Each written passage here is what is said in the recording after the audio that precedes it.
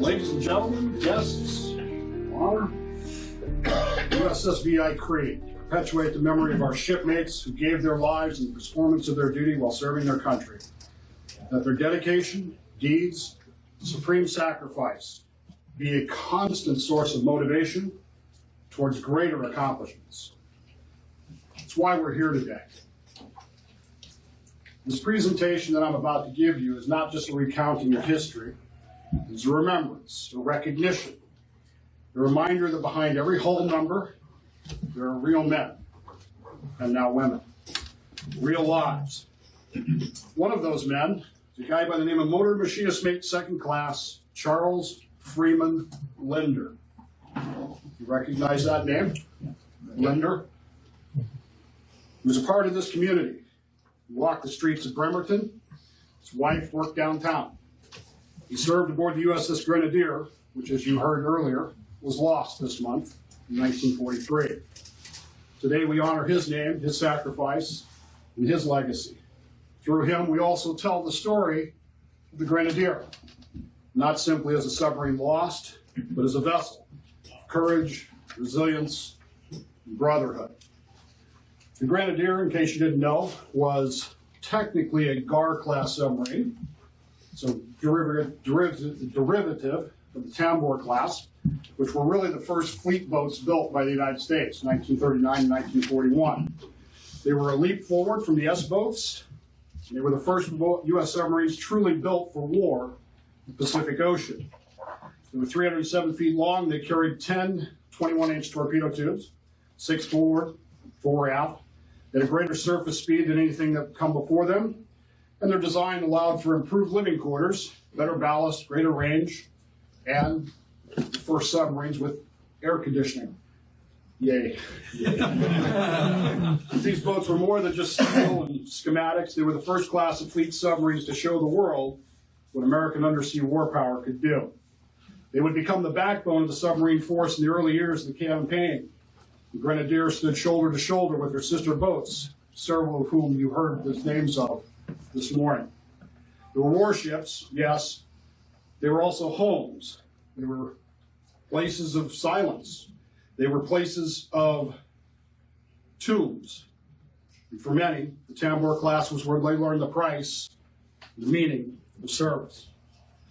Grenadier was commissioned in May of 1941 at the Portsmouth Naval Yard. Her hull number, 210. She was one of the earliest workhorses of our submarine force. She was named for a deep-sea fish known for its survival in cold, crushing depths, which would become a fitting metaphor, perhaps, for what she was to become. The wartime record, as you heard, speaks for herself. 6 war patrols, thousands of miles. She patrolled from the waters of Japan to the heat-choked lanes of the South China Sea. She went wherever she was told to go, wherever she was needed. One of her most notable actions was when she torpedoed and sank the Taiyu Maru. Taiyu Maru, just a slight deviation, that once upon a time been a United States troop ship, brought hundreds of troops back from World War I to the United States, and was sold to a Japanese company, became the Taiyu Maru. She was carrying 800 technicians and engineers that were intended to help build up Japanese infrastructure. That one sinking dealt a serious blow to the enemy's logistics and their expectations of expansion. Her crew, serving through this whole thing, went through fire, flood, fatigue, endured failed attacks, as so often happened because of the Mark 14 problems, and that gnawing tension that comes with every dive. But they pressed on because that's what submariners do. She would not become a famous boat. There is no movie about the Grenadier, but she served with honor. Like every ship that went out and did not return, she deserves to be remembered, not for her loss, but for the fight that she gave.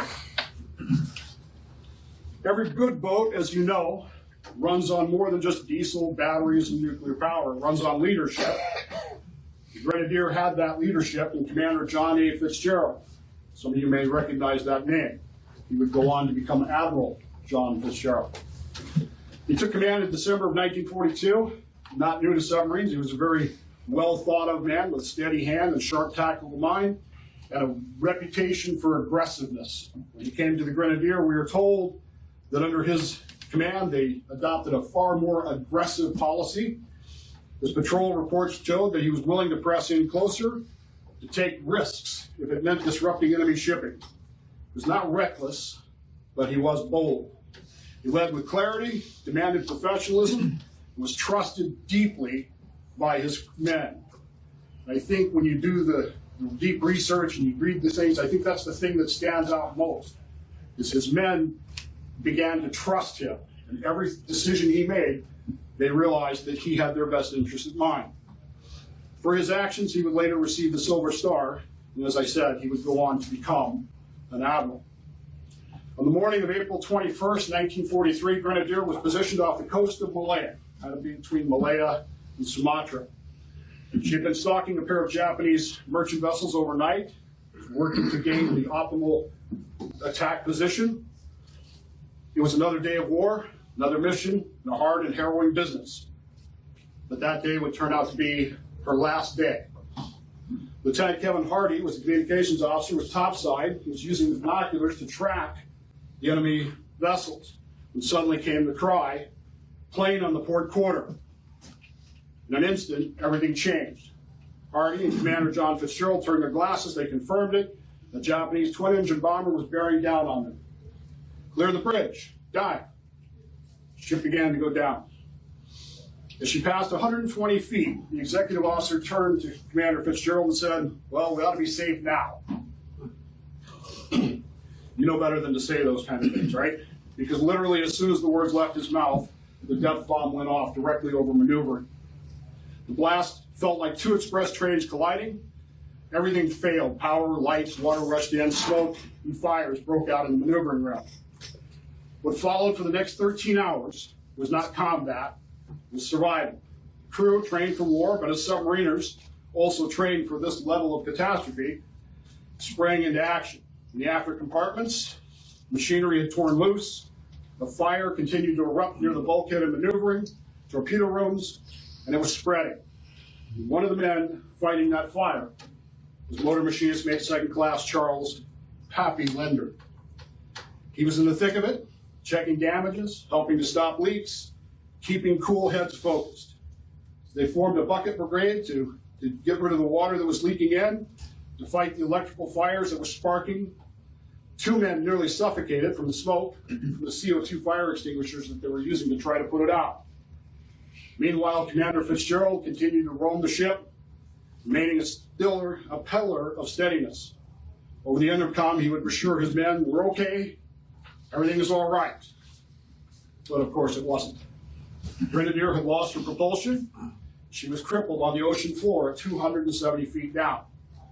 Over 15 hours, electricians, motor machinist mates, really everybody on the crew worked as hard as they could, and they performed miracles.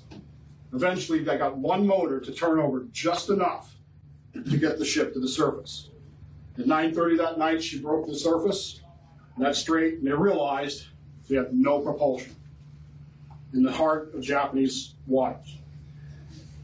Being submariners, they rigged a sail between the periscope and the antenna. They hoped that that would help, but of course, there was no breeze. And as the sun rose the next morning, they realized they could no longer run. One shaft was frozen, the other barely turning. The electrical system was crippled, they couldn't charge the batteries, diesels were gone. Fitzgerald gave that order that no captain wants to give: abandon ship.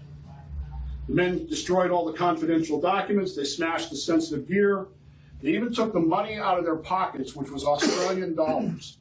They didn't want the Japanese to know that American submarines were based in Australia, and they threw that in the water with weighted down bags to get rid of it. And then they abandoned ship.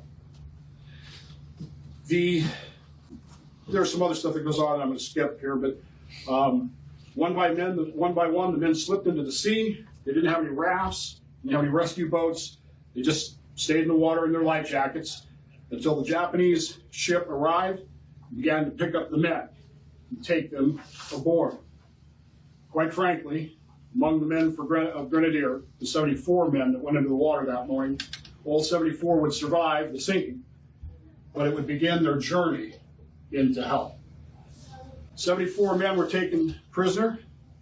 And as they began to be dispersed amongst Japan in their prisoner of war camps, it was a living hell. They were tortured, they were starved, they were frozen, they were strung up by thumbs. It's horrible to read the things that these men went through, these 74 men. Charles Linder was one of those men. He had been born, as I said, in 1912 in Kansas. He was a working man long before he was a sailor twice. He was in the Navy, then he got out, got married, and came back in May of 41.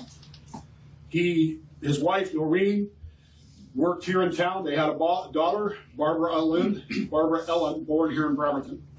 And they built a life right here in our town, right on the corner of 6th and Charleston.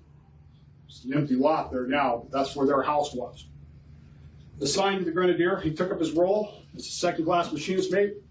Down in the depths, the hot, loud, and always crucial engineering spaces, he earned the nickname Pappy because he was a tad bit older than the rest of the crew. And he had that kind of steadiness that you look for in a crisis.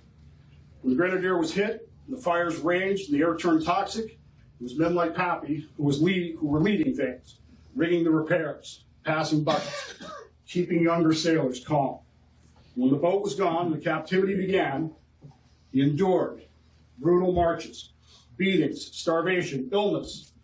He held on longer than many would have, but bodies have limits.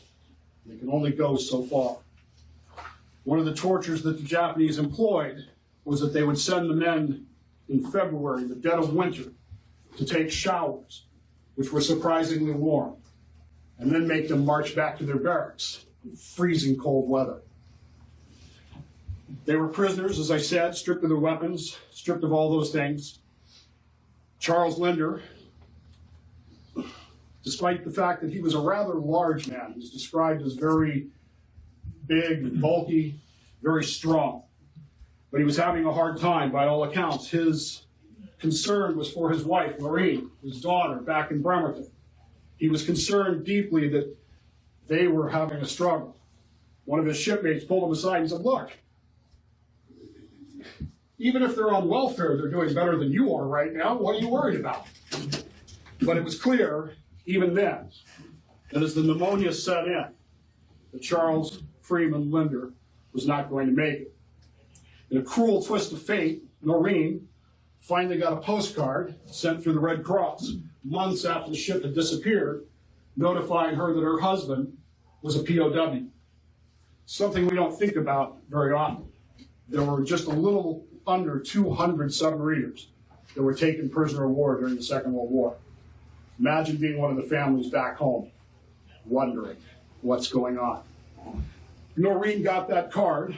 The problem with that postcard saying that Charles was doing well, was alive, and he was prisoner of war, is that the postcard arrived 2 months after he passed away, on February 10th, 1944, in the Fukuoka POW camp. The official cause was pneumonia, but it was not the cold that killed him. It was untreated illness, chronic hunger, the brutal conditions of a prison designed to break men.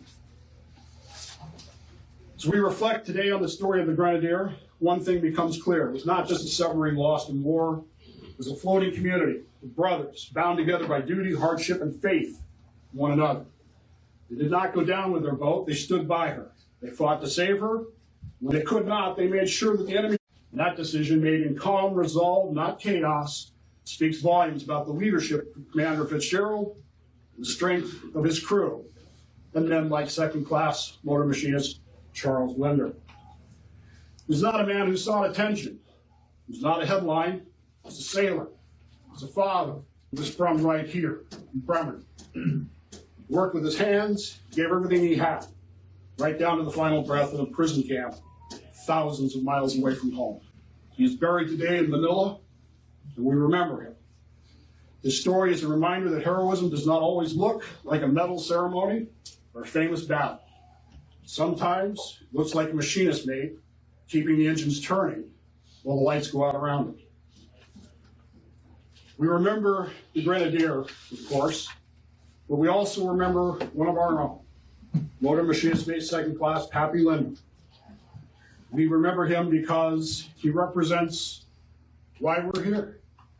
He would have been a member of this base, but he did not make it. And today, we remember Charles Pappy Linder, and we remember the legacy of USS Grenadier. There's a small post log to this.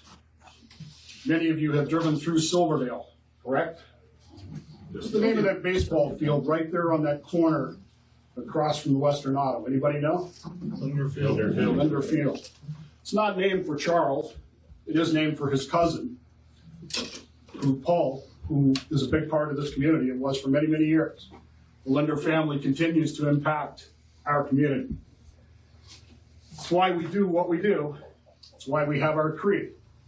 Those deeds, the supreme sacrifice, are a constant reminder and a constant motivation towards greater deeds on our own behalf.